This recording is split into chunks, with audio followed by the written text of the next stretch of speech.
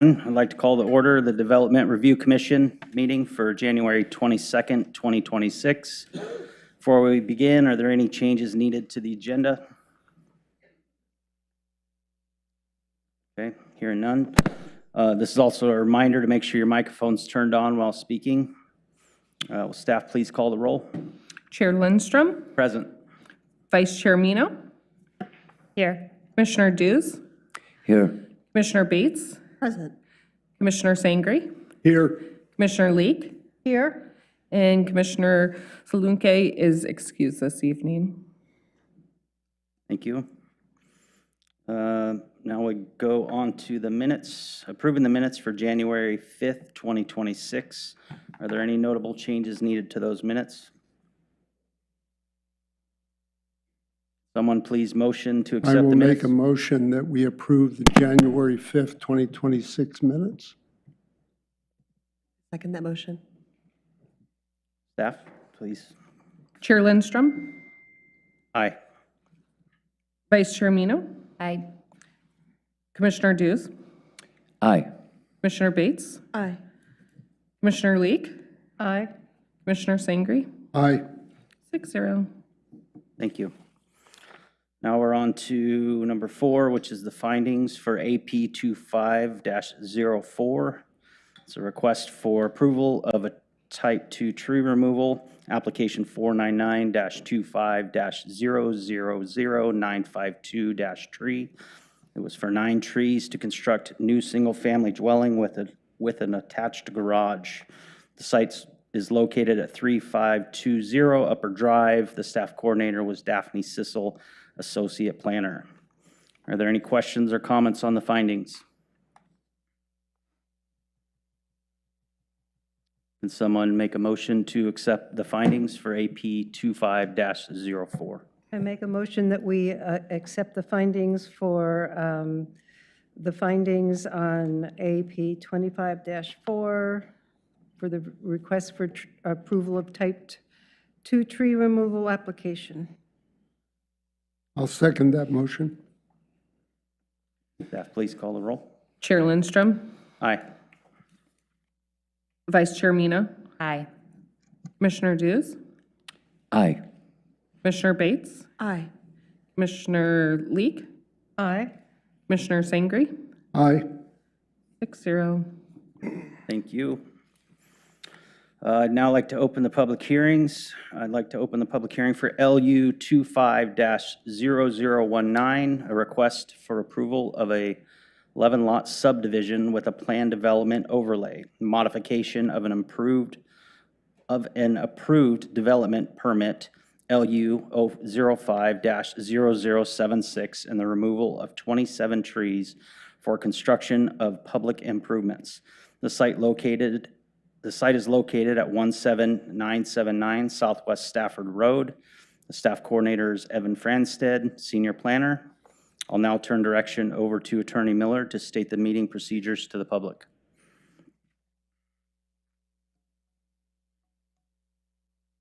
Thank you, Chair Lindstrom. The following procedure for public hearings on development applications has been adopted by the City of Lake Oswego pursuant to LOC Chapter 50.07 and ORS 197-763. Applicants and interested persons are encouraged to familiarize themselves with these procedures to assist in presenting testimony to the Commission.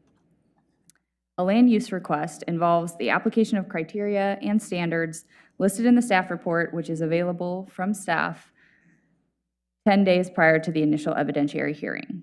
Testimony and evidence must be directed towards those applicable criteria or other such criteria contained within the Lake Oswego Comprehensive Plan and land use regulations which you believe apply to this decision.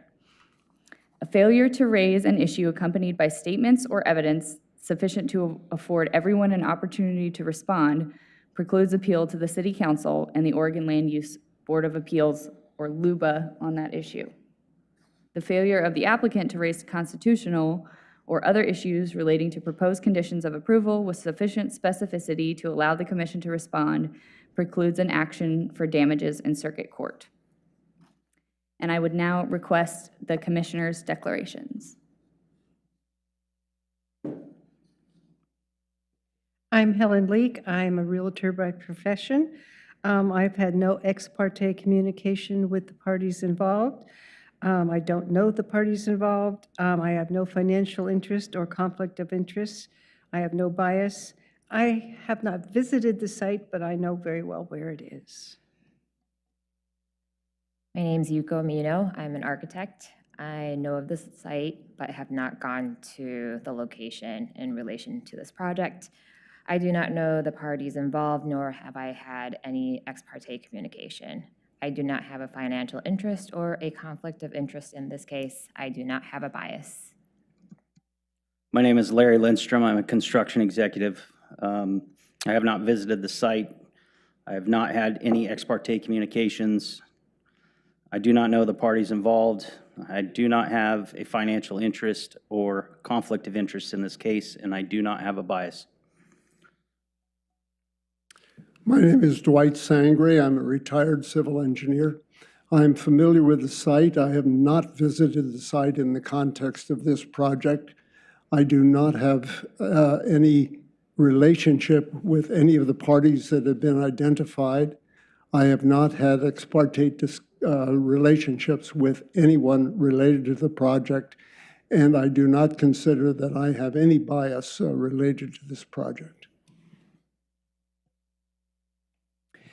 I'm John Dews. I am a retired architect, and I have not visited the site in relation to this application.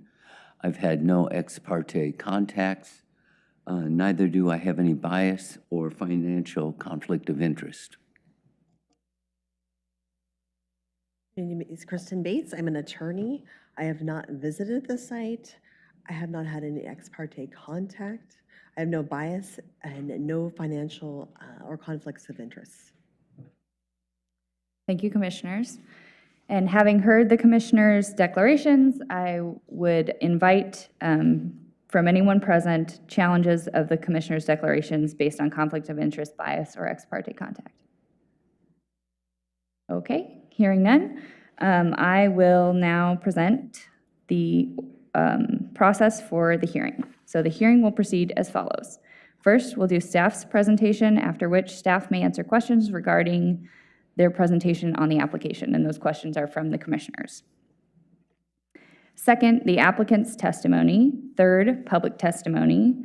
Fourth, a rebuttal by the applicant. And fifth, the commission's deliberations and decision. Commissioners are reminded to save comments, opinions, and debate for the deliberations portion of the hearing, and I will give some additional information about the public testimony process when we get to that stage. And I'll turn it back over to the chair. Thank you, Attorney Miller. I'd now like to invite city staff to give their presentation.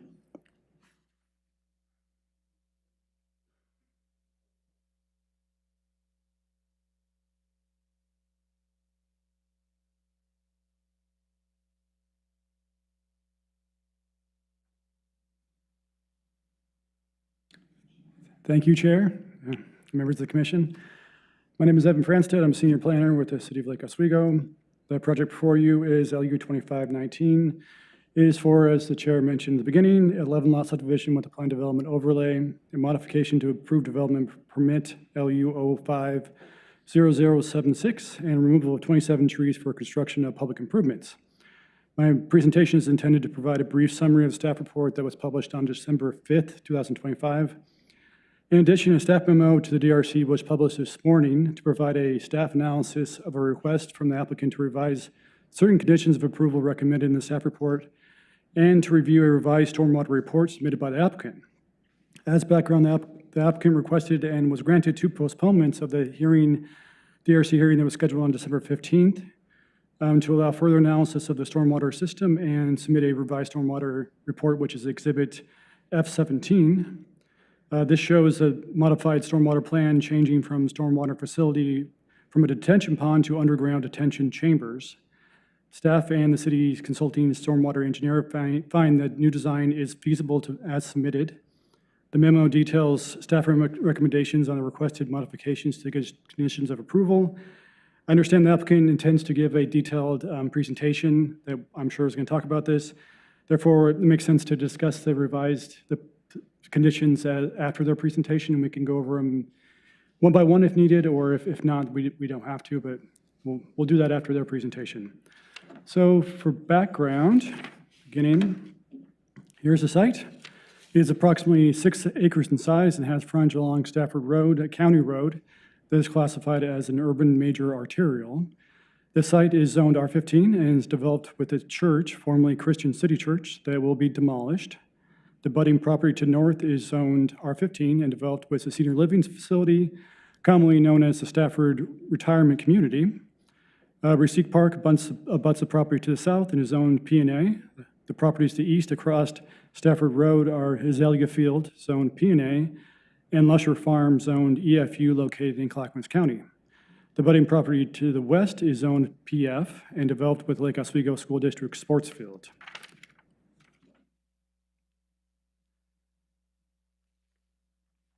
This is the existing condition survey. As part of the proposed 11-lot subdivision, the applicant is requesting a modification to the DR that I talked about that involves the Stafford Retirement Community to the north. This survey shows existing easements that are shared with the Stafford, including shared 25 parking spaces, access easements, and a landscape easement. Those are highlighted there. And here's the preliminary plat of the 11-lot subdivision. Excuse me. For the modification of the DR permit, the proposal reduces the shared parking to 6 parking spaces, alters the pathways and landscaping in an open space easement, and alters a reciprocal fire access easement to provide direct access to the north through Lot 5. And that's reflected on the preliminary plat. And here's the open space plan, which is recently revised. This shows open space in the tracks and the green areas, as long as track D, which is the stormwater facility. This shows 27.4% open space will be provided, which exceeds the 20% requirement. And here's the overall site plan. This is conceptual at this time that shows the development of the proposed lots and details the new public street to Stafford Road, access lanes and driveways. The new street will include sidewalks, street trees, and on-street parking along the south section. The applicant submitted a transportation impact study that was reviewed by the engineering department and recommends conditions of approval that require the applicant to dedicate 12 feet of right-of-way along Stafford, construct a 12-foot wide multi-use asphalt pathway, and construct a left turn lane into the site from Stafford Road. Staff finds as condition the traffic impact study can be met.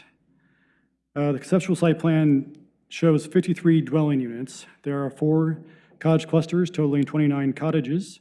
The middle and north lots include 4 triplexes and 3 quadplexes. These uses are permitted in the R15 zone. This application is only for the review of the 11 lots and the plan development. Compliance with the structural building design standards will be determined at the time of the building permit application for each lot. So I just want to make sure it's just for the lots. We're not reviewing all the development that's shown on the conceptual site plan this time. That's just for illustration. The applicant has submitted a middle housing land division application to divide the 11 lots into 53 child lots. That's being reviewed separately from this application.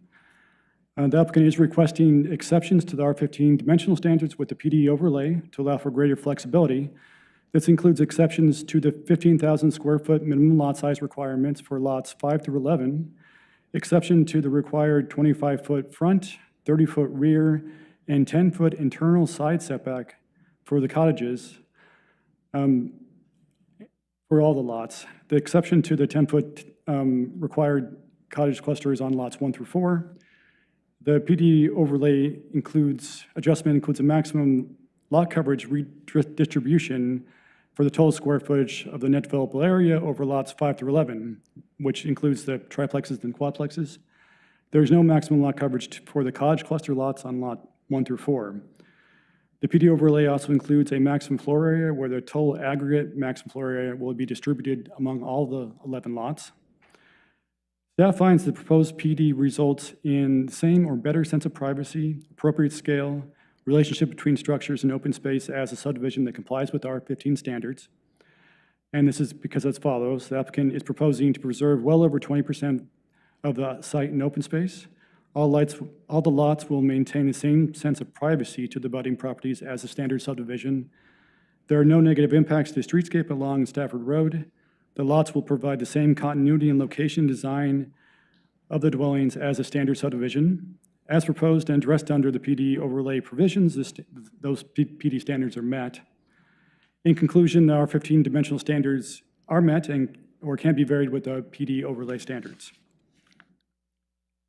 And finally, for tree removal, the applicant is requesting to remove 27 trees for construction of public improvements. Those are shown with the green dots on this plan. That includes one significant tree, which is a 47-inch giant sequoia, and a stand of trees of 10 trees. The applicant submitted an arborist report that details that alternative constructions plans were considered to save the trees that are significant or in the stand, and then there was no feasible alternative to the removal of the trees. The proposal requires 28 mitigation trees. The landscaping plans show 168 trees to be planted, not including street trees. So staff concludes that the removal of 27 trees complies with the applicable type 2 tree removal criteria. And this concludes my presentation. I'd be happy to answer any questions at this time. Thank you. Thank you. Are there any questions? No questions? Okay. Like to request the applicant's testimony, noting that you will have up to 20 minutes, not including the commissioner's questions. Please note that the green light means that time is active, yellow light means 30 seconds, red light means time is up, and a flashing red means time is over. Please make sure your microphones are turned on when you're speaking.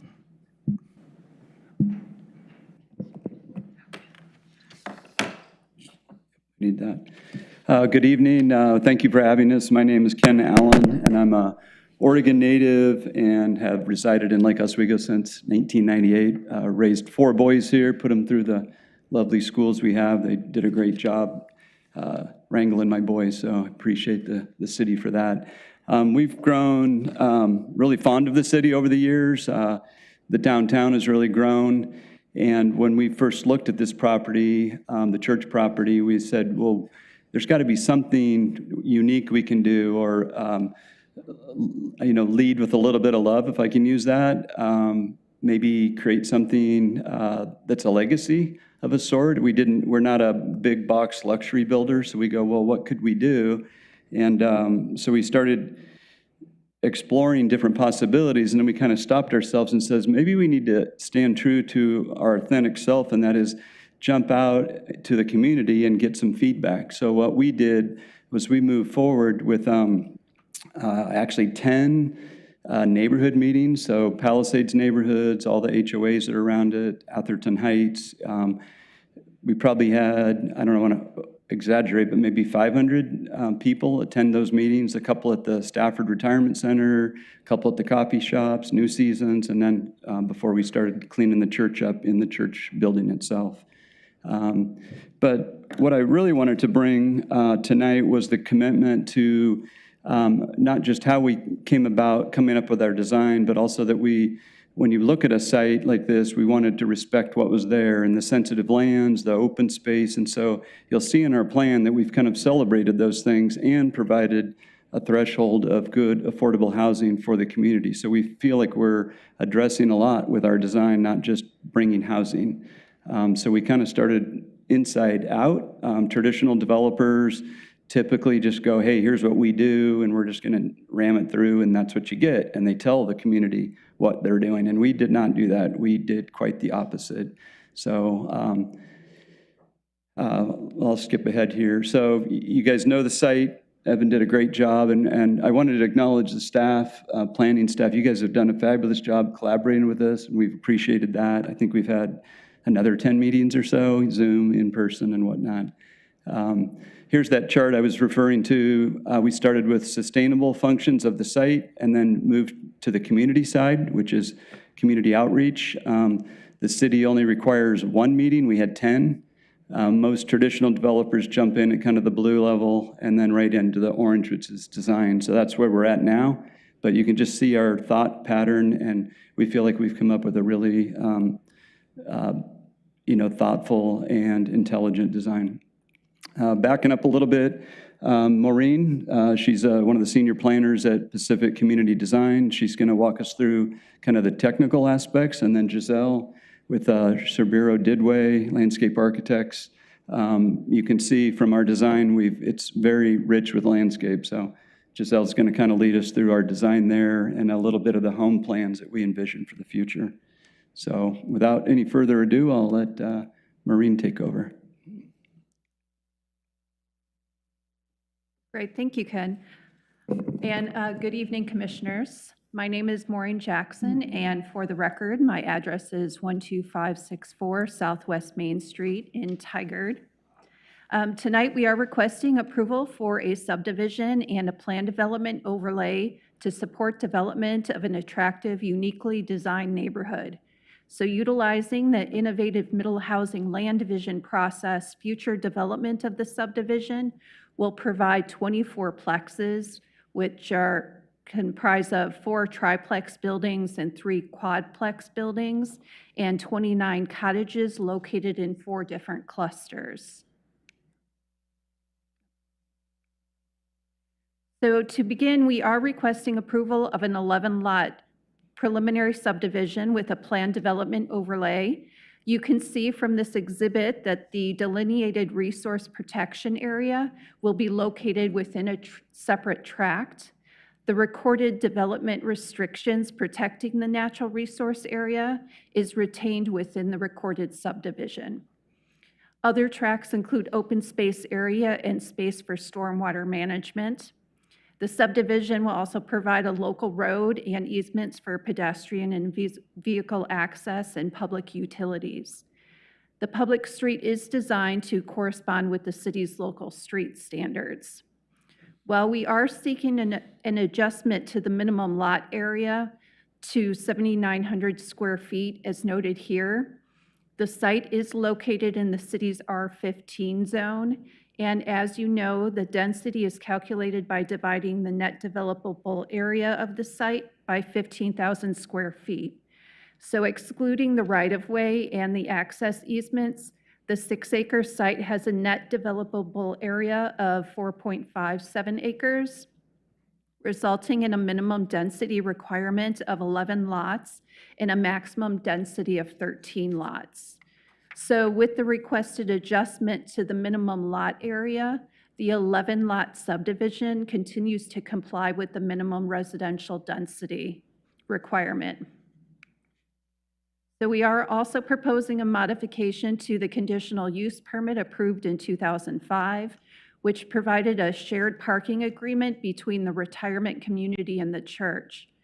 This agreement identifies area for vehicle access and 25 parking spaces located on the church property to be utilized by the staff of the retirement community.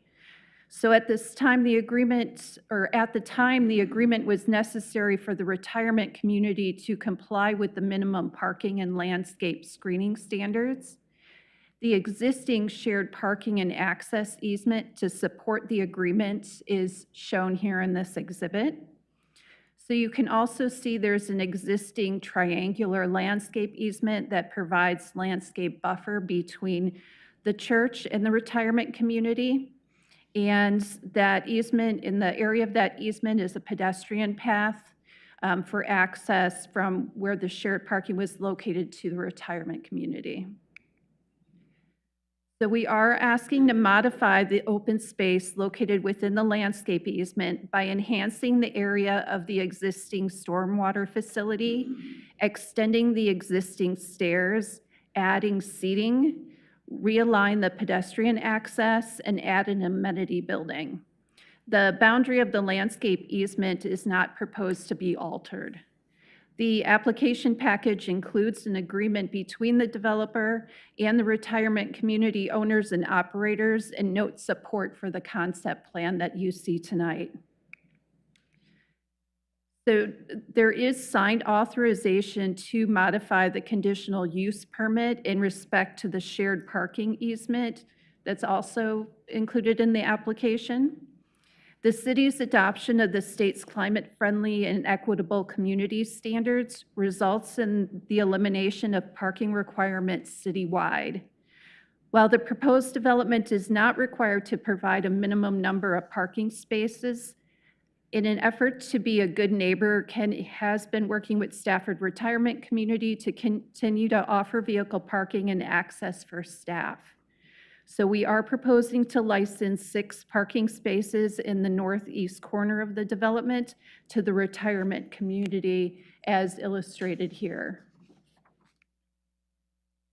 So to support the development as designed, we are requesting approval of adjustments to the front, side, and rear setbacks on lots designed for triplex and quadplex buildings with the planned development overlay. We are also requesting an adjustment to cottage cluster building separation. Our team has provided the city staff with supplemental materials to demonstrate the cottage homes are designed to comply with Oregon's residential building code. We are also requesting an exception to the maximum lot coverage and floor area limitation standards. So tables 4 through 9 in our narrative calculated the aggregate floor area and maximum lot coverage permitted with the planned development overlay. The summary provided on this slide illustrates how the development complies with the maximum allowed lot coverage and floor area. The adjustments and the exceptions requested support development of a uniquely designed middle housing community that will provide a variety of home styles, excess open space, preservation of natural resources, and retention of the existing landscape easement. The development is also designed to provide safe vehicle access with a new local public street and improvements to Stafford Road, public utilities, and adequate parking to serve the community.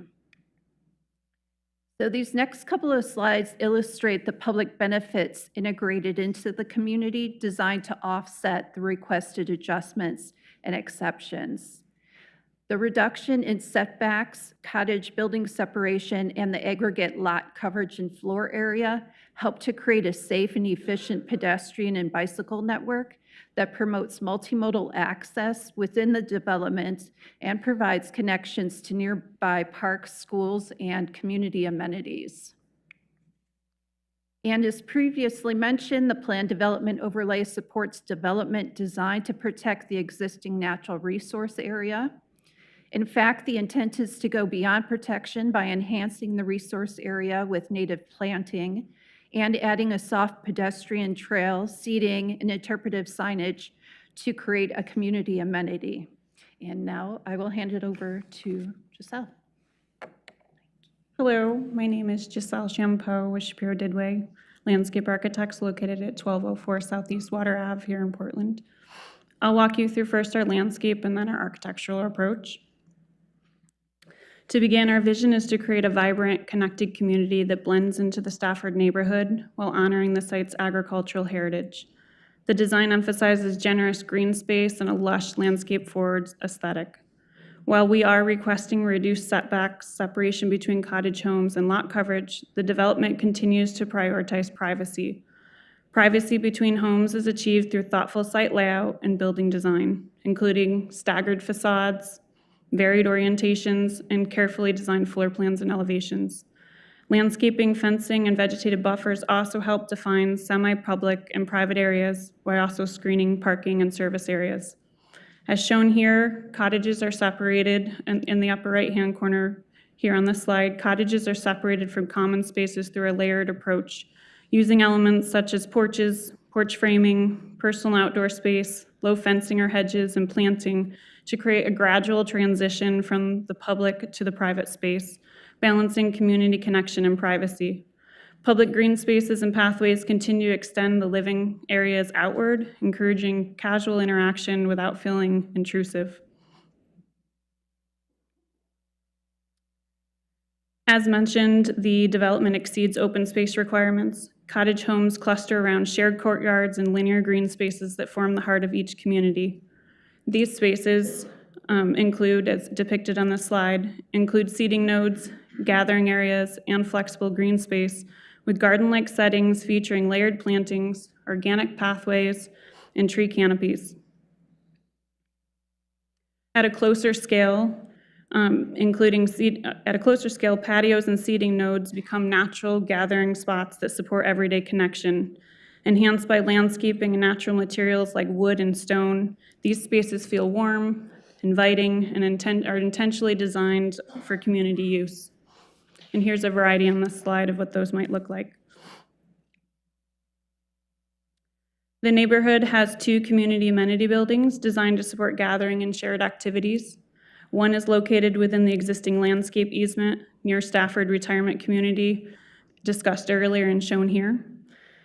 Preliminary designs include a great room with a kitchen and restroom, featuring a glass window and door wall that opens to create strong indoor and outdoor connections. Outdoor patios are located on either side of the building. One is envisioned as a covered dining space, and the other is a lounging area with pergola and integrated planting. The second community amenity building is centrally located on our site. Preliminary design includes a tool shed, storage area, bike racks and repair station, a dog washing station, package lockers, and adjacent outdoor patio. The development complies with the city's stormwater management manual and accounts for future middle housing development. Our team has worked closely with city staff on a stormwater approach that includes rain gardens and planter boxes dispersed throughout the community and an underground management system located in the southeast corner of the site, allowing for lawn and common open space above. The visible stormwater features are designed to complement the landscape and architectural character through layered stormwater appropriate plantings and selected stone elements. Together, they function as attractive landscape features while meeting stormwater performance requirements. These images shown here on this slide are examples for reference.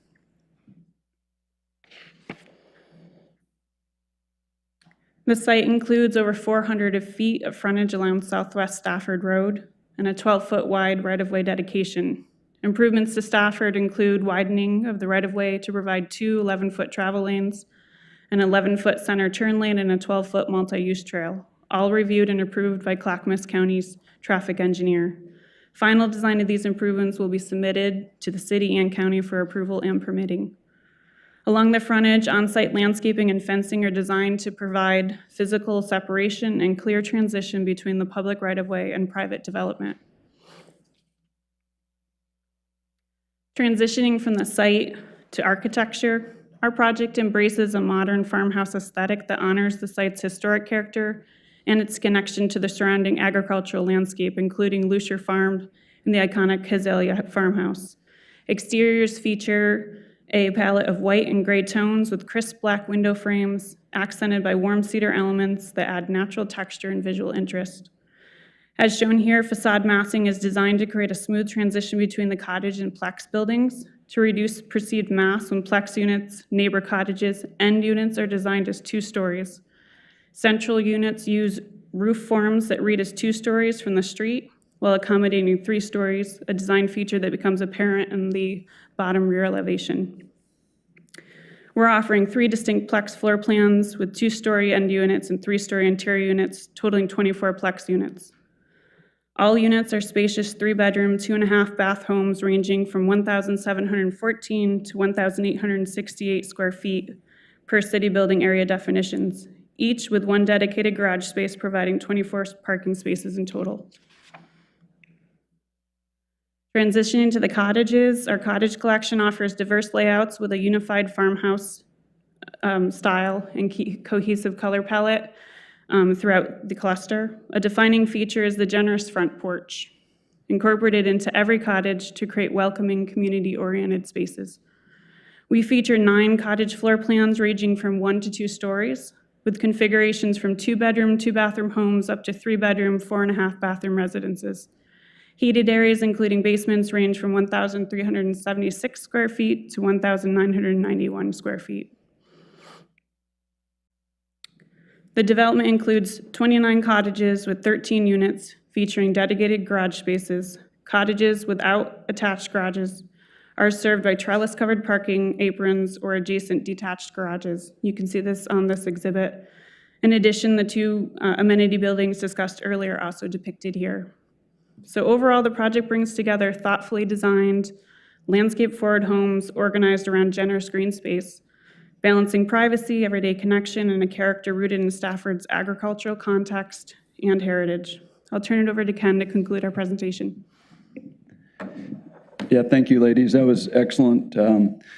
You can see and appreciate the attention to detail. You may have never seen the detail of this at a land use hearing. We're designing the units. We know where the couches are going, the tables are going, everything but the espresso machine, but it is designed to the hilt. And the reason we have to go to that length is because of the middle housing and the requirements to meet building code now at land use. You can't just put a square out there as a developer without the thought and the theory of how is the home going to function. And so that, you can see the detail. That's why we're talking about the housing and the architecture, because we started with the sustainable site, moved to the vision, collaborated with the community, and then you can see what our team has done to pull it all the way through the process. So we thank you, and we do fully agree with the staff's conditions of approval. We're wanting to accept that. We just ask you tonight to approve our plan so Azalea Living community can get off and running. So we thank you very much. Appreciate it. Thank you very much. Commissioners have any questions?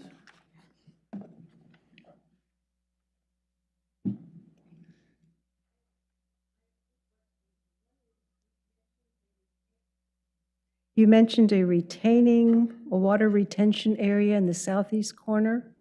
What does that look like? It's all underground. The surface will be an open green space, landscaped and open common area. There'll be a tank in there? Yes. And who will maintain that in 10, 15 years? We do have our project engineer with us, if you would like him to answer more technical questions. We do have a couple slides that just show the visual of where it's located, but he can answer any technical questions about the system if you'd like. Okay. A corollary to that is 11 lots, triplexes, quadplexes. So will these be condominiums?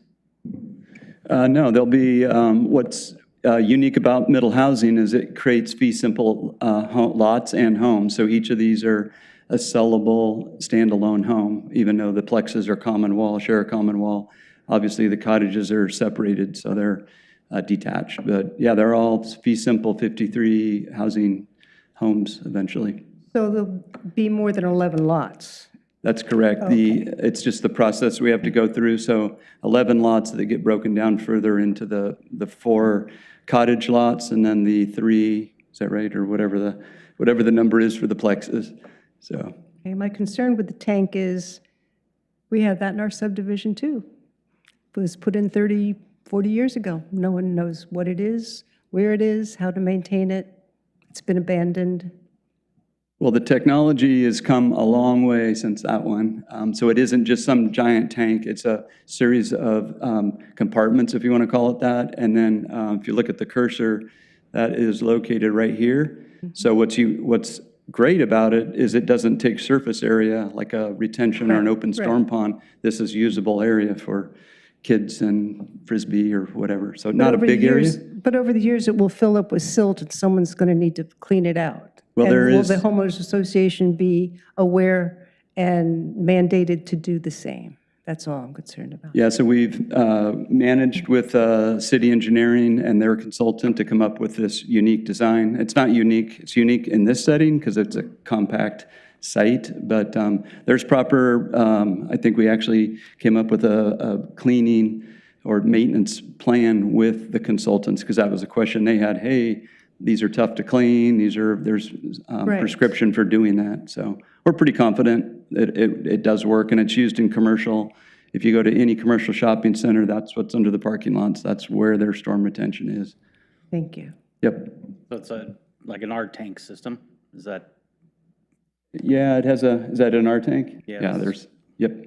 Yeah, it's, I've done a few projects with the R tank system, so it's understandable. What is the access to an R tank to clean it out? Is it like a septic tank has a top to it? You pump it out? And, It should have a few clean outs, I imagine, and then there's a disposal area and one where it goes to a runoff somehow. So it's filtration, so it'd be almost like if it's, correct me if I'm wrong, but it would be like stacked milk crates, almost. It's like Yep, a that's layer right. of, felt, and then there's the tarp system. It's like a really heavy-duty tarp system, like a Kevlar type material. And then I think you do gravel, and then the tanks, the R tanks, it's like stacked milk crates, looks like crawdad traps almost. And they have holes in the bottom, and the water filtrates down through the Murify fabric and the rock Yes, into and the then soil. you sack rock over the top, bury it. I think it's, oh no, it's another layer of felt, rock over that, and then you wrap the tarp over the system. It adheres through the top, seams up like a big burrito, then you backfill over the top of it. But there's actually another heavier duty mesh system that goes over the top of that before you backfill. So that helps carry the load. You know, there's gonna be weight restrictions. You know, you don't wanna park a concrete truck over the top of it, but. Yeah, the other thing to add on that is this is only a part of the storm management system. There's a couple other components. So there's all the rain gardens and the bioswale. So we're treating the water all around the site. So not unlike you'd have I in understand an that. I was infill just lot. concerned about that piece, that hopefully, when the project is finished and you turn it over to the homeowners, that they are aware that it's there and that there are maintenance obligations that they should be aware of. Yep.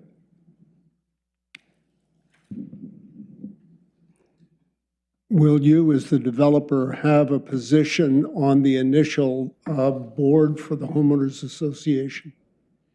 So that hasn't been structured yet. We're a ways out, but traditionally, as a developer, I'm the declarant, and we joke about it. We own everything until we don't, meaning 90%, 80%, and then the homeowners are running us around, right? That's kind of how it works in the negative sense. In a positive sense, my family owns this with a couple investors. I don't intend to live here, but we intend to maintain some sort of ownership, because with all these amenities, we're wanting to make sure the quality stays for the longevity of the project. My mom wants to buy one of these, so she may be there, and other family members, but to your point, we're gonna maintain some control over it in ownership because of the amenity buildings, the shared landscape. You can't just leave this up to the homeowners. It won't work. So it could, with strict CC&Rs and covenants, but we think we're going to take it to the next level, like you would maybe in a condominium project that has a lot of resort amenities, but not condominium. Thank you. Yep. No, I'm not clear what you mean by that. So you will own several of the buildings, or? No, not talking about the buildings themselves, but like trash. We're going to hire a full-time trash concierge that's on staff, maybe on site all the time to move the cans in and out, help people, put up Christmas lights, maintain landscaping, all the exteriors of the building. So tightly controlled in a very upscale positive way. So it'll be an HOA not run by the homeowners, it'll be Well, managed? it would be, see, again, that hasn't been structured. Traditionally, yeah, we set it up to then go away and go to our next project. This one, we're going to stay involved. Just technically, how are we going to do that? But we're going to maintain some control, definitely. Good idea. Yeah, I had just a couple questions regarding the parking easement that's been modified from 25 spaces down to 6. And I just want to confirm that that has been fully agreed to by the adjacent property owners, correct? Yes, it has. That's a very good question. With the advent of the parking reduction citywide in January of last year, so a year ago right now, we approached them and said, hey, we're going to trade some amenities in your landscape space, so that's a give. But we're also going to, 6 spots that we would license them, and the easements are going to stay in place, so it'll still function the same way.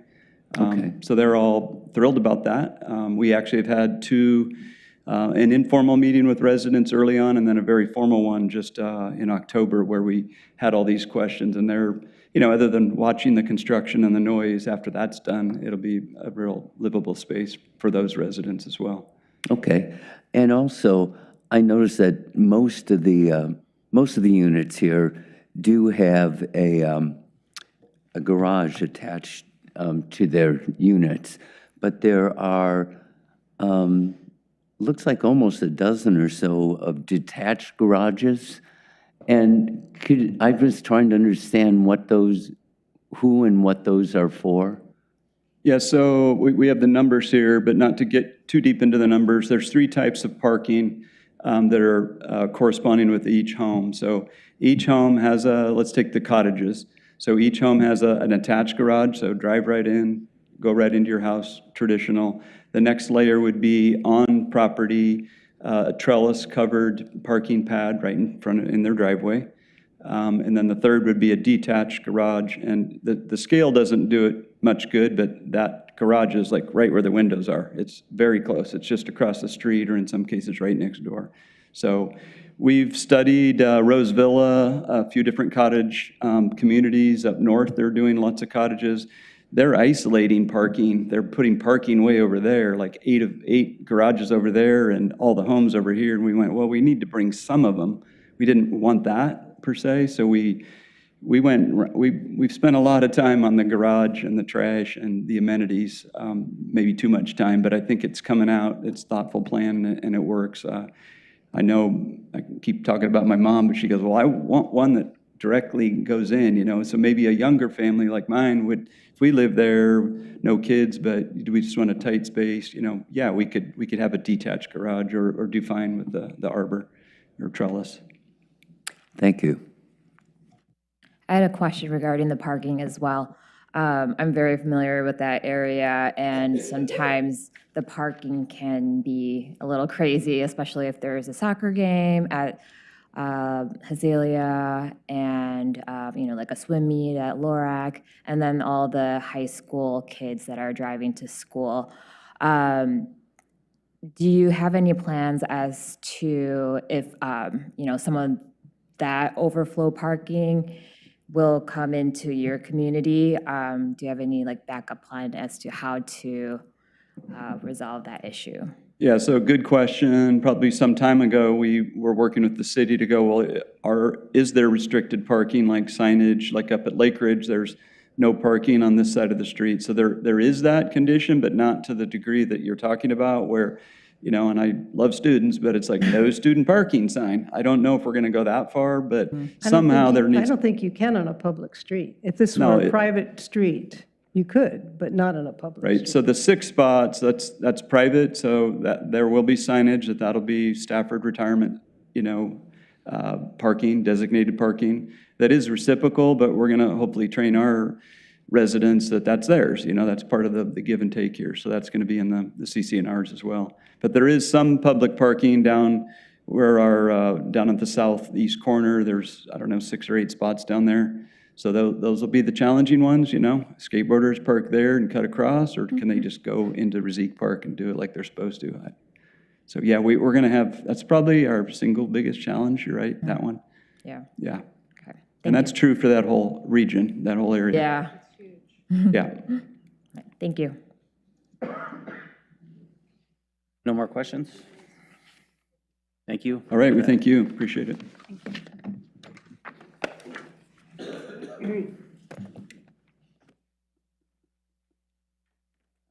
So now we will continue into the public testimony here. We have the order of testimony, parties in support, parties opposed, and parties either in favor nor opposed. I do have some people online. We've got, actually, we got our first in-person. This will be for in favor. In support, it'll be Chris Sturkey. I'll invite you up to the podium. Please introduce yourself. Chair Lindstrom, if you don't mind, I might read some requirements. Yes, please. Public testimony. Okay, so just as a reminder, individuals will be allowed up to 5 minutes. Groups and neighborhood associations will be allowed up to 10 minutes. And those limits do not include the time needed for questions from the commission. Testimony by attorneys, representatives, witnesses on behalf, or part of any person's or association's testimony are counted within that speaker's time limit.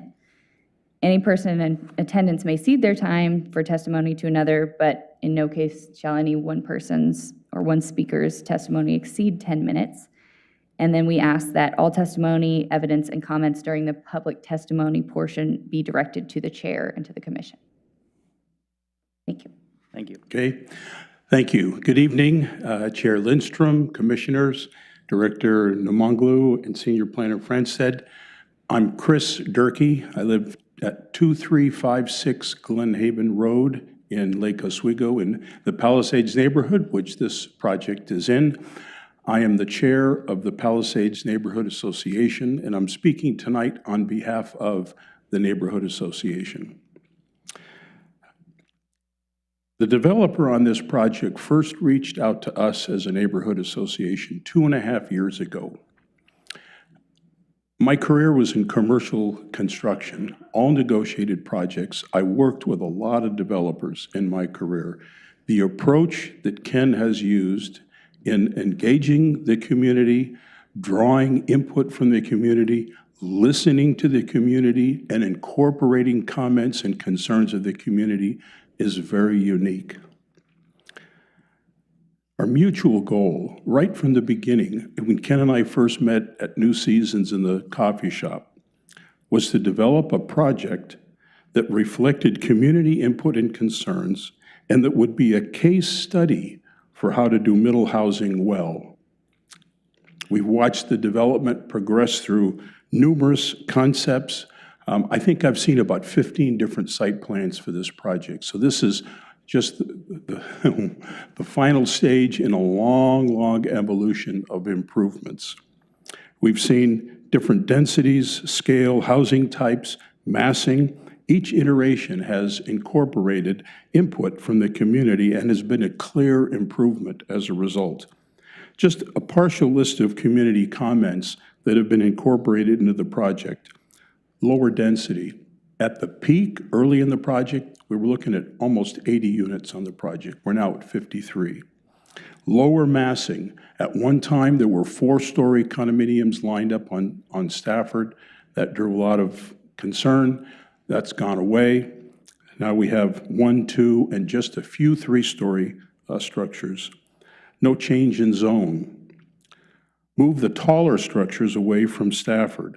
The 10 remaining 3-story are all in the middle of the site. Along Stafford, it's all 1- and 2-story, and they're set back quite a ways from Stafford.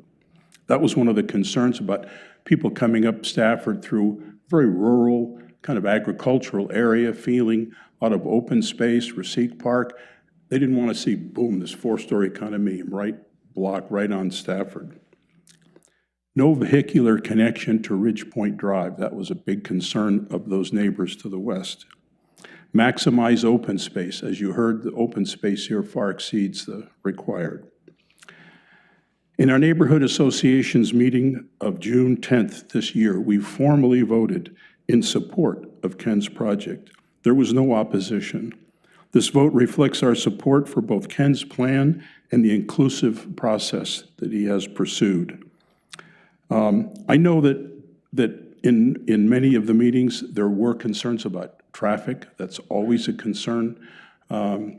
Parking, I think the parking question was a really good question. I don't know, I did at one time a count, and the staff here can correct me, but for the 53 units, I counted over 100 parking spaces if you count the spaces on the street and the garages and the driveways. So despite other projects that have gone on here in town that have no parking, we're very happy to see the quantity of parking spaces here. We understand the urgency of Lake Oswego's housing production goals. We recognize the project is significant in helping the city achieve these goals. We also understand that there are numerous conditions of approval opposed by the Planning Department. We encourage the DRC to facilitate a speedy approval of this 11-lot subdivision application. Thank you. Thank you. Commissioners have any questions? Appreciate your testimony. Thank you. We now have through Zoom, it says Myla Cross. She is a part of the applicant's team, is what it's stating here. Is she a part of the applicant's team? Yes.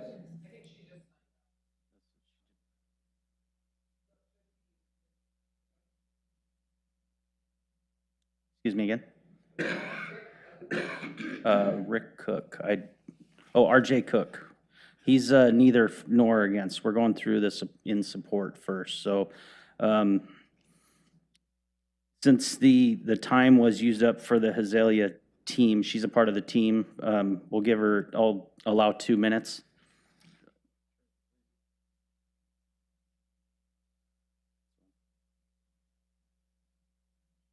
Mila, are you on?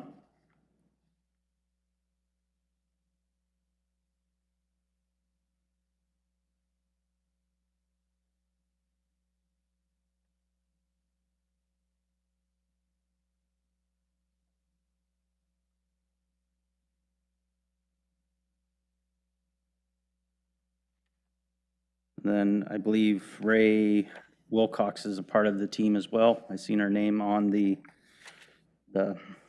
presentation that you guys put together. It's on there for questioning, so Okay, great. if you have questions, you can address. So, Mila on? Hi, can everybody hear me? Yes. Perfect. I think I had to state that I was in favor for the project to be a panelist Can you please tonight. introduce yourself first? Oh yeah, my name is Mila Cross. I'm a transportation analyst. I worked on the traffic impact study with Todd Mobley for this project. I just want to reiterate that our traffic impact analysis did look at the 53 housing units that are proposed for the development once the subdivision is approved. So our traffic study went through a variety of analysis items. We looked at safety, which includes crash history at the Overlook and Stafford Road intersection, and also the Atherton Drive and Stafford Road intersection. So we found that there were no significant trends or crash patterns at either of the offsite intersections. We also looked at left turn lane warrants at the site access, which ended up being warranted under build-out conditions during the evening peak hour. And so we ultimately did recommend the construction of a left turn lane, which has been approved by Clackamas County. We also looked at an operational analysis for each of the study intersections, and we found that all of these study intersections will operate at a level of service well below agency standards. And our queuing analysis showed that on average, there was going to be an addition of 1 to 2 queued vehicles per movement between background and build-out conditions, and that all applicable turning movements at the study intersections will have adequate storage space to accommodate the projected queues. So that was just a little recap of our traffic impact analysis, but overall, we found no operational or safety issues with the proposed development. All right, thank you. Commissioners have any questions? All right, I appreciate that. So now we'll move on to neither nor or against. Excuse me. Is there any parties opposed? I don't have any on the roster. Nobody? Okay, then we'll move into parties neither in favor nor opposed. So RJ Cook is on Zoom. Yes, good evening, and thank you for the opportunity to speak. And I have just two things. My name's Rick Cook. Introduce yourself. Oh, thank you. Sorry. Yeah. I live at the southwest corner of the Stafford Rosemont roundabout in the Shipley Cook Farmstead. It's on the National Register of Historic Places, and State Heritage Tree and history goes on there. Mr. Cook, are you testifying as an individual? Yes. Thank you. So two things that I have concerns about. I'm not for or not against, but interesting that the traffic study, I appreciate the fact that they have the left turn lane in the middle, but my big concern in that, and have talked with Ken about it, and even Chris Durkee, that people coming out of that and exiting and trying to go north on Stafford, that is going to create a major problem, because that person coming out there is going to have to cross the southbound lane traffic, the middle left turn lane people that are trying to get in there, and then the northbound traffic. So that is a situation where if the city could say to exit, you have to go to the roundabout and to go north, just like the county has done at Johnson Road and Stafford Road, where people coming out of the Johnson Road is going to have to go north on Stafford Road to the roundabout that isn't built yet, of course, and then to go south down towards Walker's Corner. So I think that's a situation that you're creating an accident just waiting to happen. So we've got some major concerns about that. And the other piece that you're going to add over 400 daily trips to the traffic issue out there. The accident counts down because it is a roundabout, but if anybody has ever been in that area from about 2:30 on in the afternoon, or from probably 7 o'clock to 9 o'clock in the morning, the traffic is horrendous. The roundabout's at failure for the afternoon. And so to add that in, along with all of the additional traffic that has been created by Lorac, the golf course, the driving range, the skate park, the new playground at Rasique, and coming soon to the improvements at Lusher Farm that's going to increase more traffic there. That'll be another discussion we'll have before long. So that's the one concern. And then, did I hear correctly that the large giant sequoia tree that is on the property next to the church is going to be removed? That would be a major concern for lots of us that I don't think people understand, because I believe early on it was told to us that that tree was not going to be removed. So those are the two things. I appreciate the work that Ken has done and the work that you people do, but two very big concerns for somebody. Our family's been here. Actually, this June will be the start of year 126. So we've seen the area grow, and we'll have some big concerns about the last 3 years that things have happened. So appreciate your time, and if somebody could answer the tree question and maybe touch on the left turn lane, I'd be greatly appreciated. Thank you. Yes, I do believe the sequoia was in the application for removal. I think it's very reasonable observation about the traffic and the turning, and perhaps mandating that you can't turn left. You have to turn and go down to the roundabout to make your access the other direction.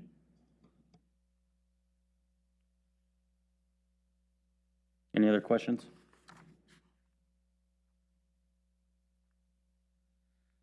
So, any latecomers onto the list to speak? So that's it for the public testimony. Okay. Any reason for a rebuttal? 2 comments?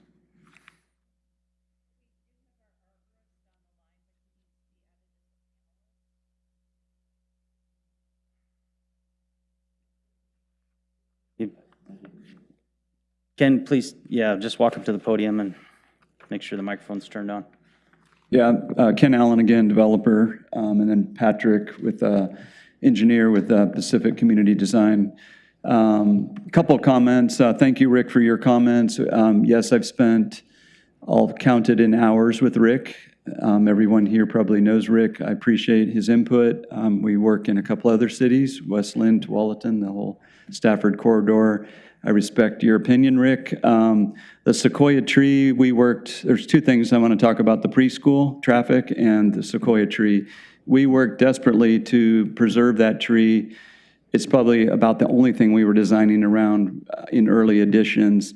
We got to a place where, and then we got our arborist study. We can have Prager talk, but we maybe not need to for the essence of time. But that tree, if you go up there, take a walk, the roots are on the surface, wrapped around the foundation of the church, and that church isn't on the surface, it's a basement 12 feet deep. So when we go to excavate out that building, we're gonna lose the roots, risk the tree, and it's already half of a tree. It got damaged in, I don't know, 1986 or whenever the last storm was that took the top of it off.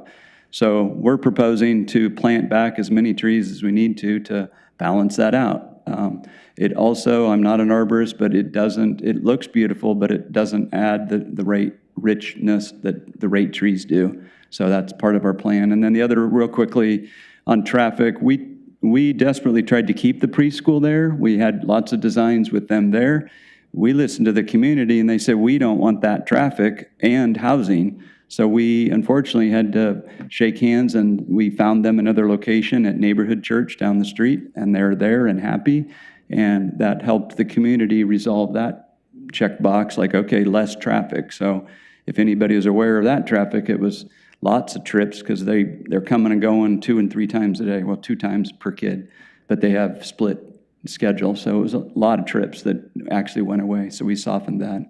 And then I don't know, Patrick, if you want a little bit more explanation on our storm retention, we could take a minute on that, or if we're fine. You did a great job. Thank you, Chair. Appreciate that. It's nice to have an engineer in the team. Not an engineer, but just use that system on a couple different projects. Any other questions while we're here? We're happy to address them. Since he's here, what's the vertical clearance inside the vault? Inside the vault, well, let me introduce myself first. My name is Patrick Espinosa. I'm the principal civil engineer at Pacific Community Design. Address is 12564 Southwest Main Street, Tigard. Inside the vaults, they're about 3.5 feet tall vertically. And the way they're maintained, they have what's called an isolator row. So all of the sediment gets collected in a row that's easily accessible with ports for vac trucks. So it makes it pretty simple to maintain in perpetuity. So it's a good system. We've used it on other projects. Yep, thank you. That's what Great. Great, thank you. Thank you. Thank you.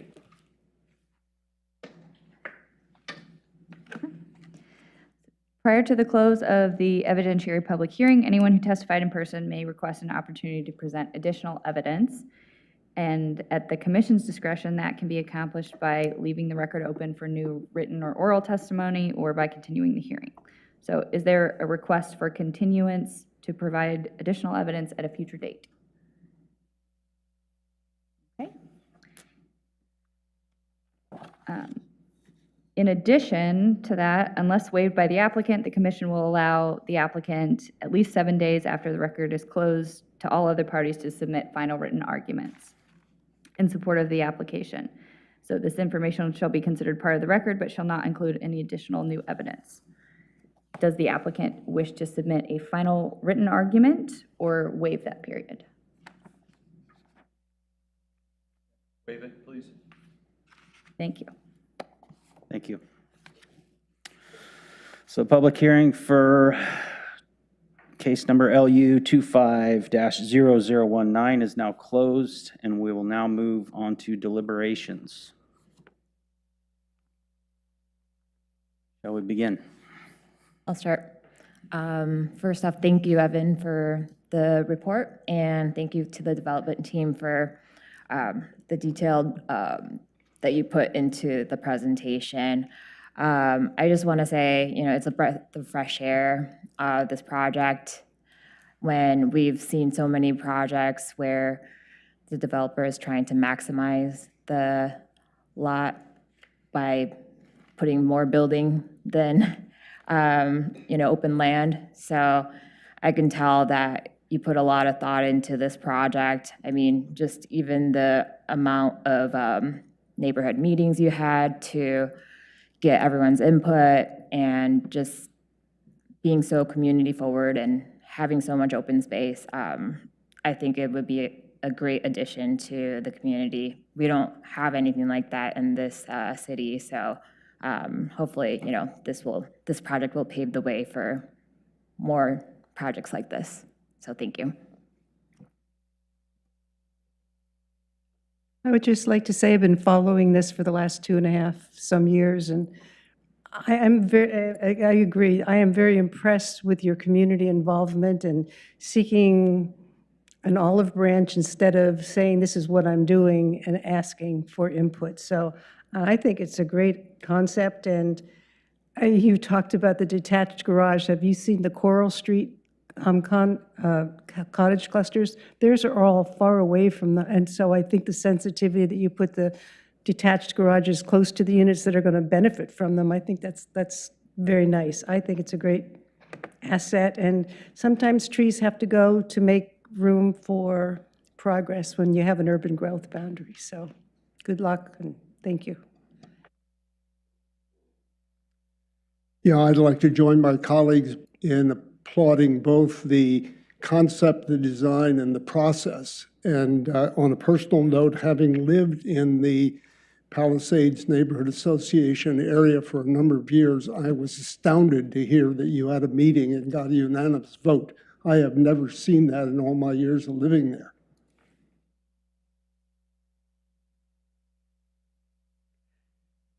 I'll add my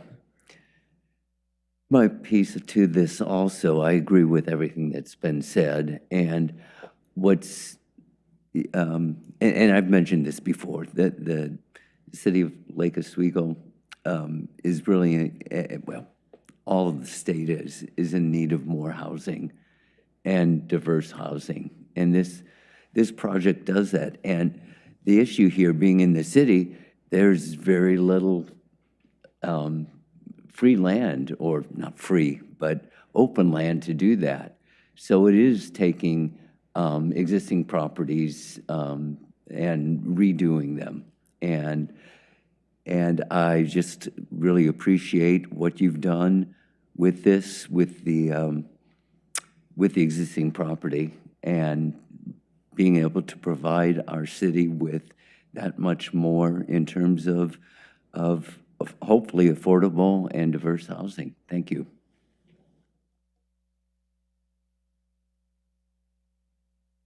I don't have anything. I think it's a fantastic program. I came from Issaquah, Washington, in the Highlands, and they have a mid-housing that's similar to this with the detached garages. And some of it gets used for storage, but whatever, to each their own. But it's a fabulous project. I'm super excited to see something like that in Lake Oswego, because coming from Seattle, they have, quite a few, but we don't have any down here. So very well thought out. Thank you. Any further commentary?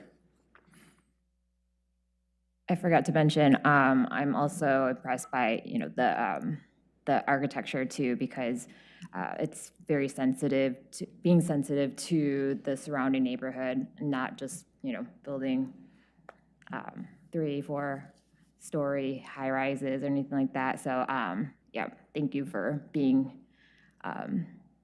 thoughtful in the scale of the buildings.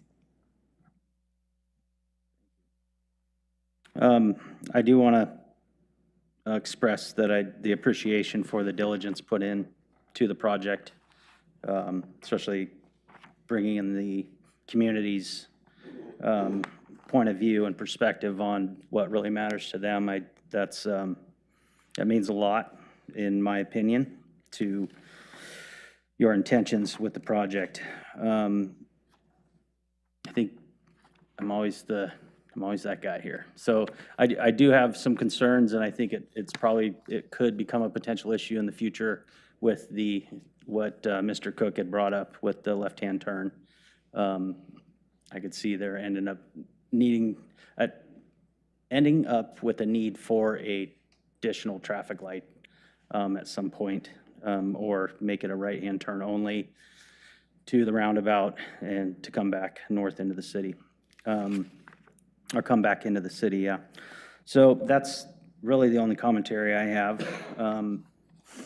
I do want to note that prior to the tentative decision, the applicant has an opportunity to raise objections if new conditions of approval are being proposed by the commission.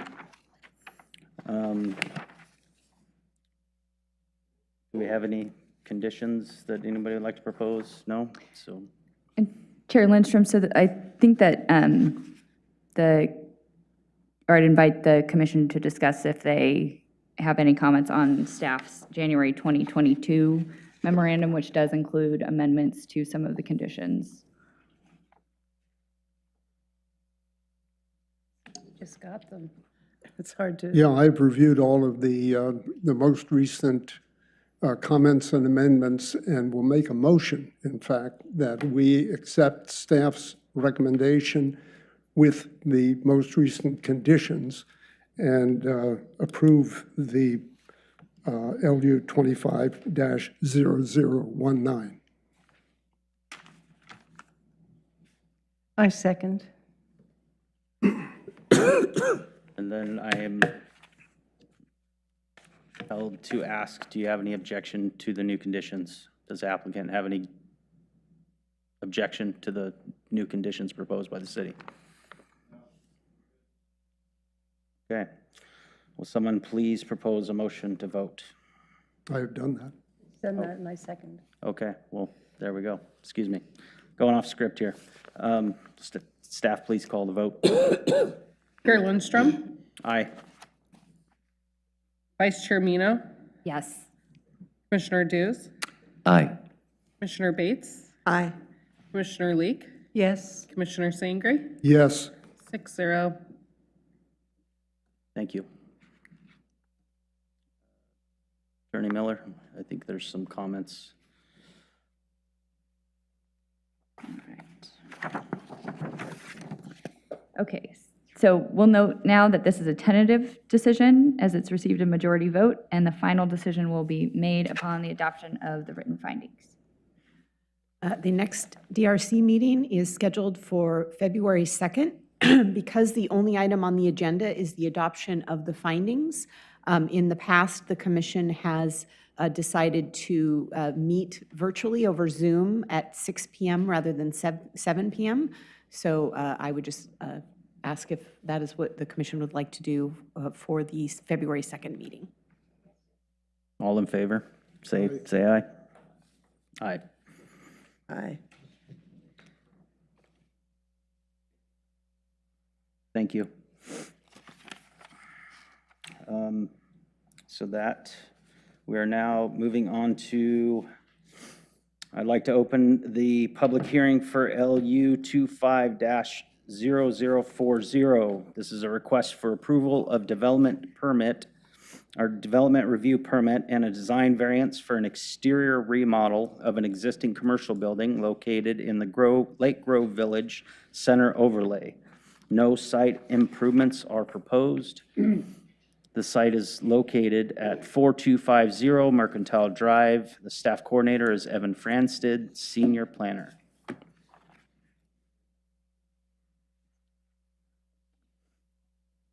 So we're going to, for the members of the audience who are staying, we're going to be a little repetitive here, but it's important to have a clear record. So I just go over the procedure for public hearings again. On development applications, this has been adopted by the City of Lake Oswego pursuant to LOC Chapter 50.07 and ORS 197-763. Applicants and interested persons are encouraged to familiarize themselves with these procedures to assist in presenting testimony to the commission. A land use request involves the application of the criteria and standards listed in the staff report, which is available from staff 10 days prior to the initial evidentiary hearing. Testimony and evidence must be directed towards those applicable criteria or other such criteria contained within the Lake Oswego Comprehensive Plan and land use regulations which you believe apply to this decision. Failure to raise an issue accompanied by statements or evidence sufficient to afford everyone an opportunity to respond precludes this appeal to the City Council and the Oregon Land Use Board of Appeals, or LUBA, on that issue. And the failure of the applicant to raise constitutional or other issues relating to the proposed conditions of approval with sufficient specificity to allow the commission to respond precludes an action for damages in circuit court. So for this hearing too, we'll request all the commissioners to make their declarations. I'm Helen Leek. I am a realtor. I do not know exactly where this site is. I know the general area. I do not know the parties involved. I have had no ex parte communication. I have no bias nor financial interest. My name is Yuko Mino. I'm an architect. I know the general area of the site, but have not gone there in relation to this project. I do not know the parties involved, nor have I had any ex parte communication. I do not have a financial interest or a conflict of interest in this case, and I do not have a bias. My name is Larry Lindstrom. I'm a construction executive. I am familiar with the location, but have not visited this exact site. I have had no ex parte communications with the applicant. I do not know the parties involved. I do not have a financial interest or conflict of interest in this case, and I do not have a bias. I'm Dwight Sangre. I'm a retired civil engineer. I'm very familiar with the site, but have not visited it. I have no financial or professional relationship with any of the parties. I have no bias. I've had no ex parte discussion with any of the parties and feel that I have no bias in regard to this project. I'm John Dews, a retired architect, and I have not visited the site. I've had no ex parte contacts, nor do I have any financial conflict of interest or bias in regards to this application. My name is Kristen Bates. I'm a real estate attorney. I've not visited this site. I have had no ex parte contact. I have no bias, and I have no financial conflict of interest nor conflict of interest. Thank you, commissioners. And I would now invite any challenges of the commissioners' declarations based on conflict of interest or bias or ex parte contact. Hearing none. This hearing will proceed as follows. First, we'll do staff's presentation, after which staff may answer any questions regarding their presentation on the application from the commissioners. Second, applicant's testimony. Third, public testimony. Fourth, rebuttal by the applicant. Fifth, the commission's deliberations and decision. And commissioners are reminded to save comments, opinions, and debate for the deliberations portion of the hearing. And again, I'll further outline the public testimony process when we get to that step. Thank you, Attorney Miller. I'd like to invite Evan to give a staff presentation. Thank you, Chair Lindstrom and members of the commission. The site is a unified site with a shared parking lot with a abutting property to the south at 4200 Mercantile Drive with a commercial building. The unified site is approximately 2.42 acres and with frontage along Cruz Way, Mercantile Drive, and Galewood Street. The site is zoned general commercial, GC, and is within the Lake Grove Village Center Overlay District. The applicant proposes to modify the existing building, formerly Corona Mexican Restaurant, for a medical clinic use, which is a permitted use in the GC zone. Properties to the south and east are also zoned GC within the Lake Grove Village Center Overlay and are developed with commercial uses. The budding property to the west is zoned OC and is developed with an office building. The adjacent properties to the north are zoned OC R3 and are developed with office uses. So here's the site plan. As noted, no site improvements are proposed. The proposal does not include removal of any trees or any modification to the existing landscaping. The only proposed improvements are to the existing building. The applicant submitted a traffic impact study that found the proposed change from restaurant use to medical clinic use is expected to reduce the daily traffic by approximately 388 trips per day, AM peak hour trips by 8 trips, and PM peak hour traffic by 30 trips. And here's the existing building elevation. This is what it looks like today with the Corona Restaurant. The existing building is not conforming to the LGVCO permitted architectural style standard.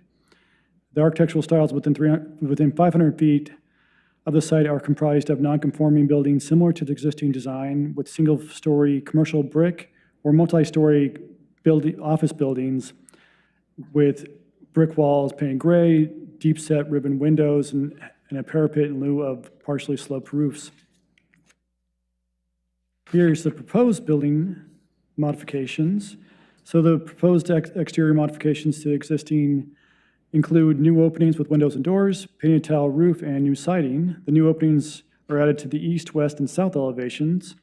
The existing roofing will be painted a dark slate color. The proposed new finish is a light-colored stucco. Douglas fir horizontal paneling with clear coat finish will be installed to Frenzy, as well as on the east facade at the new storefront and columns of the colonnade. Existing brick on the west elevation will remain unchanged. The proposal does not include adding additional floor area to the existing building. And here's our artistic rendering.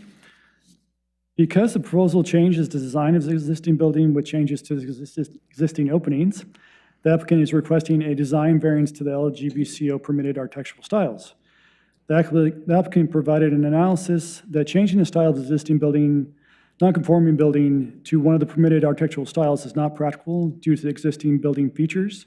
So examples of available architectural styles that would have met the code are Italianate, Oregon Rustic, Colonnade, Cape Cod, Chicago style, Art Deco, or Richardsonian Romanesque. Staff concurs with the applicant that compliance with the permitted architectural styles is not practical due to existing building features and massing. Proposed design with improvements provide variation from the surrounding non-conforming buildings to make it attractive and to avoid monotony, both of which are desirable outcomes as stated in the purposes, goals, and objectives of the overlay district. Staff finds the requested design variance to the LVGCO permitted architectural style meets the design variance criteria. Since publication of the staff report, one public comment was submitted this morning. The comment is into the record as Exhibit G1. That's from Waluga Neighborhood Association, which is in favor of the proposal. In conclusion, staff recommends approval of LU 25-0040 with conditions. And this concludes my presentation. I'd be happy to answer any questions at this time. Thank you. Are there any questions from the commission?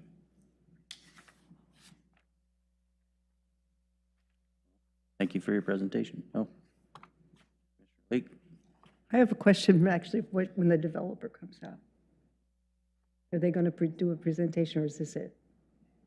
No, the applicant has a presentation as well. Pardon? The applicant does have a presentation. Yeah, okay, I'll wait. Any other questions? None. Okay, so thank you. Now I'd like to request the applicant's testimony. Want to note that they have up to 20 minutes, not including questions from the commission. Please note the green light means time is active, yellow light means 30 seconds, red light is time is up, flashing red is over the time limit.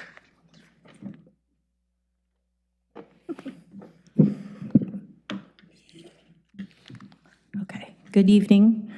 My name is Christy Van Boxtel. This is Eli Elder. We're with Convergence Architecture.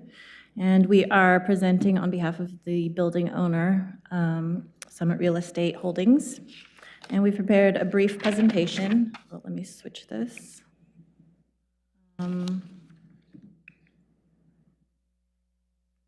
Cat? Yeah, Cat. Oh, okay. Okay. Okay, we'll wait till she's back. We'll pause her time. Thank you.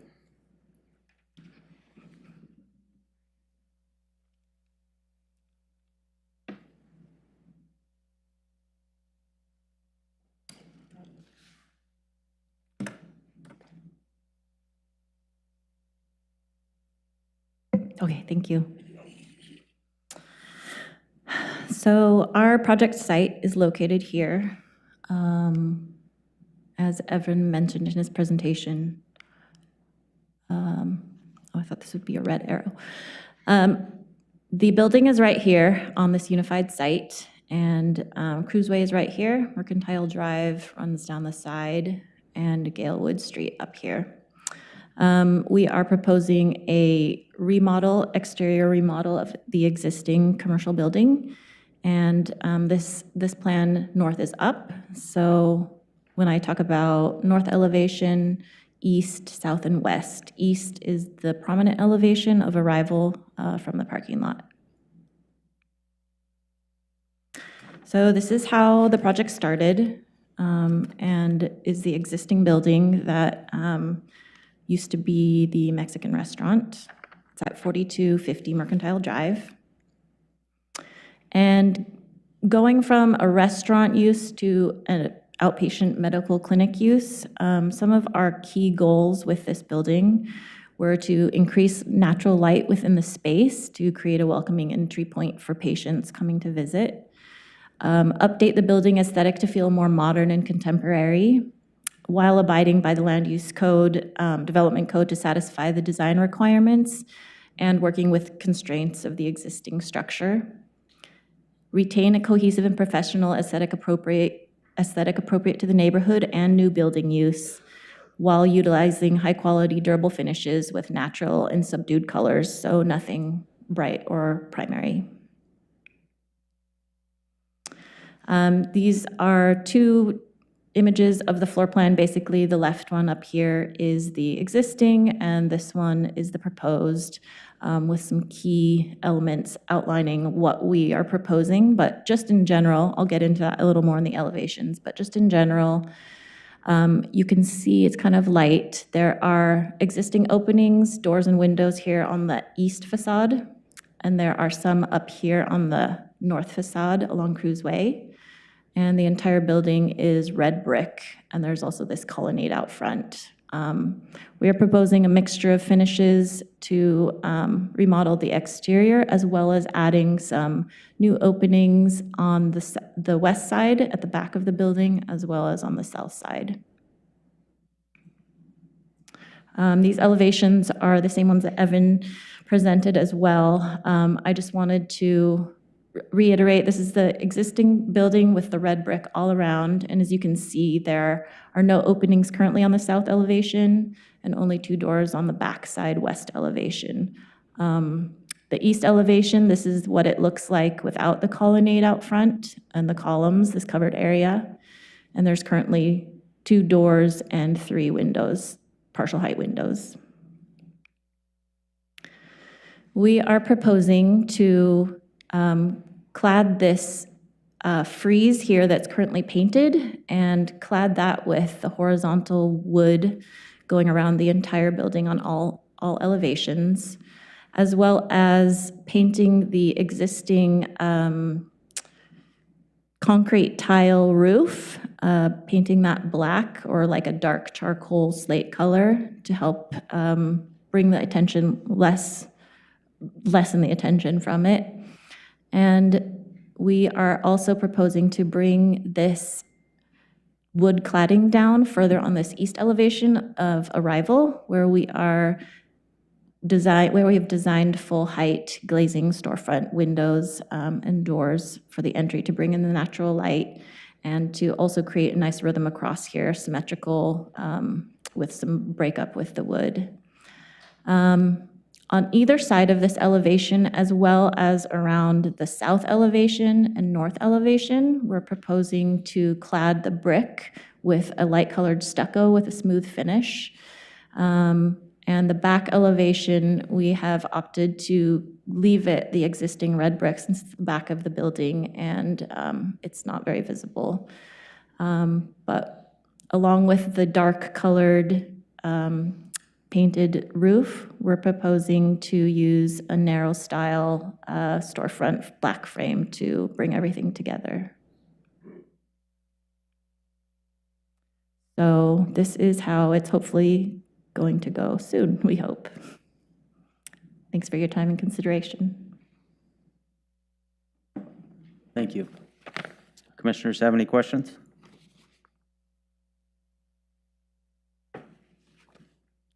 Questions? I have a question about the cladding material. The wood paneling, is that real wood? Yes. And is that area going to be covered by the roof above, or what sort of weather protection? We propose a clear coat weather-resistant finish over the top, and as you can see, the eaves are fairly deep that go around there, so there will be a little bit of protection from that, and also underneath this colonnade, that will be protected from the elements.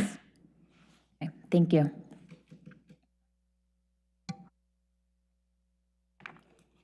Thank you.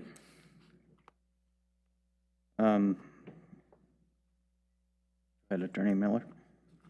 So then we'll move into the public testimony process, and the order of testimony will be 1, parties in support, then parties opposed, and then third, parties neither in favor nor opposed. Individuals will be allowed up to 5 minutes, groups and neighborhood associations up to 10 minutes, and these limits do not include questions from the commission. Testimony by attorneys, representatives, and witnesses on behalf of or part of any other person's testimony is counted within that speaker's time limit, and any person in attendance may cede their time for testimony to another, but in no case shall any person's testimony exceed 10 minutes. And then if there is any public testimony, we would request that that be directed to the chair and the commission. Is there anybody signed up for public testimony?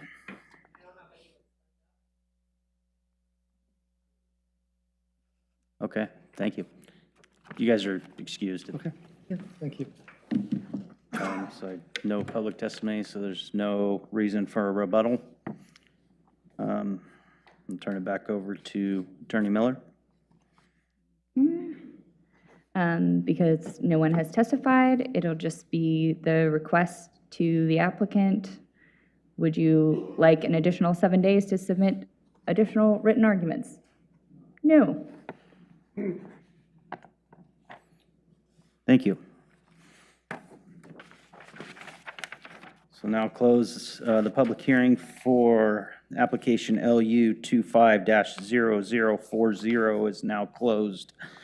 We will now move into deliberations.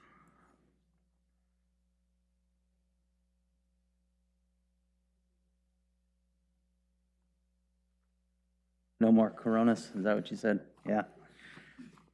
It was Sea Gully, like when I was a little kid, so. Oh.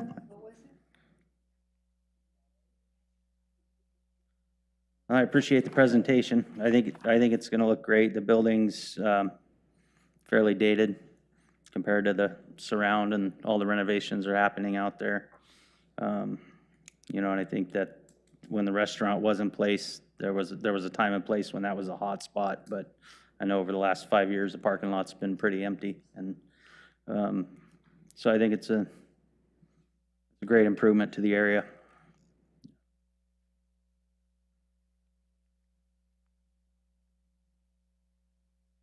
Any other comments? So again, I'll note that prior to the tentative decision, the applicant has an opportunity to raise objections if new conditions of approval are being proposed by the commission. But I don't think any new conditions are being proposed by the commission, so I will ask if someone propose a motion to vote. I propose that we approve LU 25-0040 for the design variance for an exterior remodel of an existing commercial building.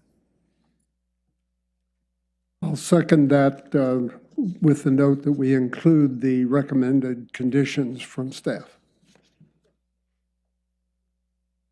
Thank you. Chair Lindstrom, Aye. Vice Chair Mino, Yes. Commissioner Dews, Aye. Commissioner Bates, Aye. Commissioner Leek, Aye. Commissioner Sangre, Aye.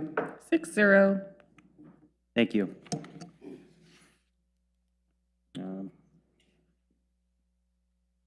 Attorney Miller. Since the motion has passed and received a majority vote, I just want to note that this is the tentative decision, and the final decision will be made upon the adoption of the written findings, which I believe will be at the next meeting, February 2nd. February 2nd. Thank you.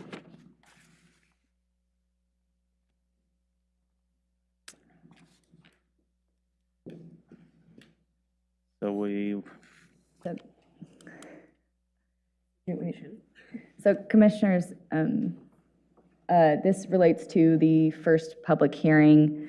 Unfortunately, before, when we were requesting if anyone wanted to leave the record open, someone online raised their hand, but didn't speak up, but their intent was to make a request to leave the record open. I believe that person is still with us online. And so we'd just like to give them an opportunity to make that request. So this is procedurally out of order, but because they intended to make that request before the hearing closed, my suggestion would be that We you reopen. reopen the hearing for that purpose. Okay, so I'd like to reopen the hearing for application LU 25-0019 for comment. For the, yeah. I think that's safer if we drop the whole tree thing, because there's nothing that's going to come from that. I'm just telling you. Well, and Randy said that they didn't. I'm sorry. Can you mute them? I think they might be having a side conversation. Okay, so maybe we'll wait. So that'll be the only matter before the commission is if the member of the public who testified, I think their comments were neither in favor nor against, but if they want to make a request to leave the record open, then the commission will need to deliberate on which process to use, whether that's continuing the hearing to allow for additional testimony or leaving the written record open, and there are certain periods that go along with that. Has this request been made?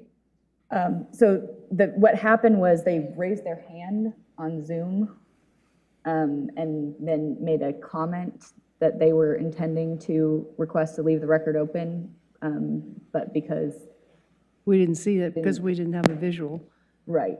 So so had they been here in person, because they testified via Zoom, if they had requested to leave the record open, then we would have So caught they that and have, done in that. fact, asked to have the record remain open? They have stated that intent on Zoom. Why don't we ask him to say it in person? Yeah, I think that would be the appropriate process, but it appears he's having a separate conversation at this time, and so my suggestion, I think it's over now. Okay. Please introduce yourselves. Go ahead, Mr. Cook. Yeah, this is Rick Cook, and I'm sorry because Ken and I were talking on the phone. That's why the thing here. No, I raised my hand because there was some concerns from the Stafford Tualatin Valley CPO that they would like to have the record remain open. I know they didn't testify, but the fact that they said they weren't, had contact with that and wanted to check the record. But my concern is, number one was the tree, and the second piece, because that was brand new to me, and the second piece was that the traffic study and the lane there, I'm not sure the numbers I agree with on that, and the fact that it just came out tonight, it's going to be a problem. There's, with the development that happened, with all the parks and rec, there's 750,000 new daily trips per year already here without this development coming in. Well, and Mr. Cook, I should clarify, you don't have to provide a reason, and only you can, because you attended the hearing, only you are able to ask for the record to be left open, so the other party can't. So if you're saying that, then you would be able to provide additional testimony based either written or oral, depending on what the commission decides. But we just want to confirm that you are indeed requesting that the record be left open. Currently, and Ken and I were talking behind the scenes here a little bit, so I don't know what he wants to say to you upon that or not. Well, no, there's no opportunity for that. Right now, the question is, are you asking for the record to be left open for LU 2519? And if you need some additional information about what that means, we can provide. Well, even if it was open for 4 days would be okay. No, there is a requirement that we leave the record open for no less than 7 days. There are requirements that we have to follow if a request is made. And there would be a 7-day period after that, and then the applicant would have an additional 7 days. Correct. So we would be pushing this discussion back.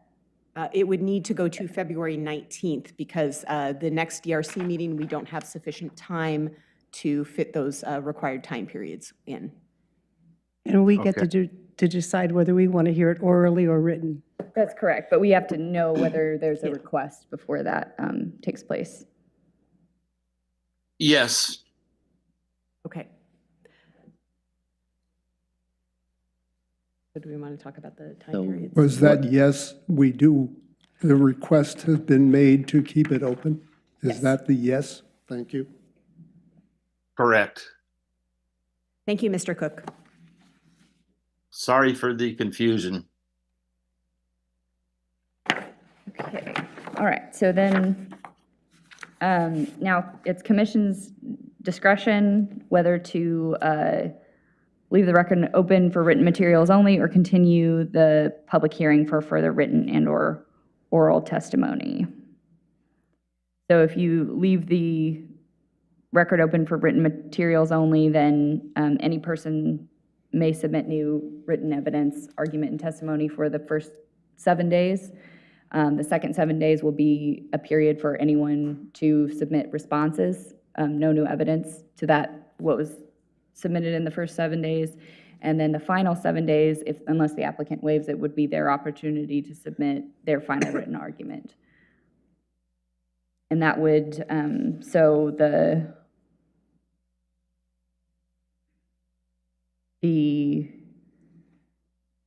So 7 days from today would be Thursday, January 29th, 26, if you wanted to leave it open for just written testimony only. I vote for written testimony only. Second that. So then the periods will be? New written testimony would be due by 5 p.m. on January 29th, 2026. Rebuttal evidence, is that also for 7 days? Yes. Okay, so if you provide 7 days for rebuttal, then that would be Thursday, February 5th is when rebuttal would be due. The applicant also has the opportunity to submit final written argument, which would be, I don't think there's a specific period for that. So I think in order to make the February 19th, we would ask that final written argument would be due on Tuesday, February 10th. And then the hearing would be continued to Thursday, February 19th. May I ask a question? Is this written testimony only by the party who has asked for a continuation, or new parties can also? Anyone can submit new written testimony. And I think technically the applicant would have 7 days for your response, but to be able to make the hearing, that's the date that we would request it by, is that February 10th. That would allow staff time to prepare the report and get the packet together for the DRC prior to the hearing. And in the event that there is no written testimony submitted by the 29th, I guess it is, would this revert to the previous decision and we would hold a review, or does it go through the full cycle? I think at that point, the applicant would still, we would still need to know from the applicant whether they waived their 7-day period, considering that we've restarted those record periods. But if there's no new written evidence submitted, then there's no responsive evidence or testimony that should be submitted in the 2nd-day period. So at that point, we can stop the clock. Yeah, thank you. Got a motion and a second. Do we need to vote on this?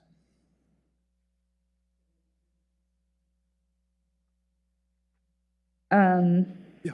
Let's. Yeah, I think so. Staff, please call the roll. Chair Lindstrom. Aye. Vice Chair Mino. Yes. Commissioner Dews. Aye. Commissioner Bates. Aye. Commissioner Lake. Aye. Commissioner Sangre. Yes. 6-0. Thank you. Thank you. These time periods will be posted online, and we can follow up with the applicant and share that with you as well as Mr. Cook, but it will be posted on the project page online. Thank you. So now the public hearing for LU 25-0019 is now officially closed for the evening. Well, it's continued to February 19th. Well, For tonight. it's closed for tonight. The record is left open and until the record is left open for those stated periods, and it will next be before the commission February 19th, unless no one submits public comment. Clear. Yes, so now we'll move into item number 6 on the agenda. Schedule review and management update from city staff. Yeah, so you will still meet on February 2nd because you will need to adopt the findings from LU 2540 this evening. And as you indicated earlier, we can make that a Zoom meeting online starting at 6 p.m. And then we don't have any other items on the schedule other than the 2 items tonight. And so we would have the continued hearing for LU 2519 at regular time, 7 p.m. in person on February 19th. At this point, there aren't any other DRC items that we have scheduled. We'll keep, Ms. Hasty will be back from vacation next week, and certainly at the next hearing, she can keep you apprised if any other hearings are up for schedule. But at this point, we don't have anything else on the schedule. Thank you. Any questions? Is there a council representative that's been selected for this year? Selected, I forgot. Oh, okay. Councilor Afghan is the new DRC liaison, and he will be, or he is being copied on all the packets, and I don't know if he's indicated if he plans to attend. It's really up to the individual councilors if they want to attend and provide updates, but I haven't. He has indicated that he is going to do a council update on the first meeting of each month, so our first DRC meeting. Excellent. Great, thank you. We will hold him to that. Thank you. Thank you to city staff, Attorney Miller, and the commissioners for their time. I adjourn this meeting.